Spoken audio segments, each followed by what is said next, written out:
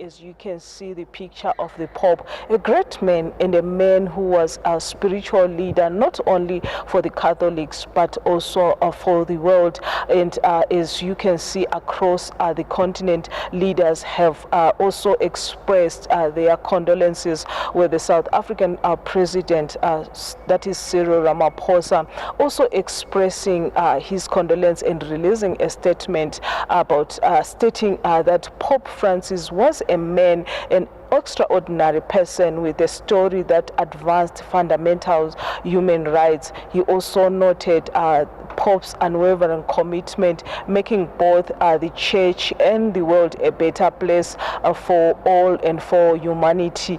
But also, as we all know, that Pope Francis was known for advocating for inclusion, equality, and care of the marginalized, and also is taking a very strong stance on environmental issues. But let me just bring in those that knew him best, the members of the Catholic community who are here, just to share the sense of their deep sense of loss. This is what he dedicated his life, for, longing and working for the kingdom of God.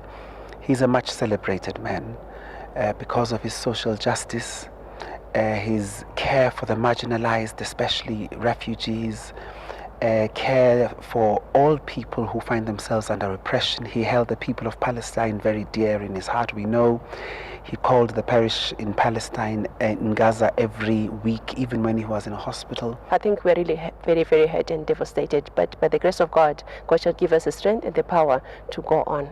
From the church, let me take you to the streets of Johannesburg just to speak to individuals on how they knew Pope Francis and their fondest memories. I didn't know much about Pope Francis, but I used to see him on television, and what I know a little bit about him is just that he's the man who was advocating for peace and humanity in the whole world. We are very saddened as the whole Africa and also the whole of the world. As you have heard, it's not only those from the Roman Catholic who knew Pope.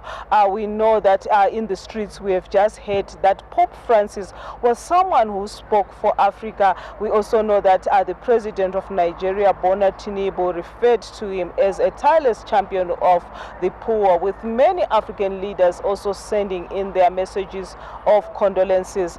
The Pope also visited several African nations during his purpose, including South Sudan, Central African Republic, and Lesotho, emphasizing the continent's struggles and aspirations. And for many, Pope Francis leaves behind a profound global legacy that will be remembered not just by Catholics, but by people from all walks of life. From the streets of Johannesburg, for News Central, Bongani Siziba.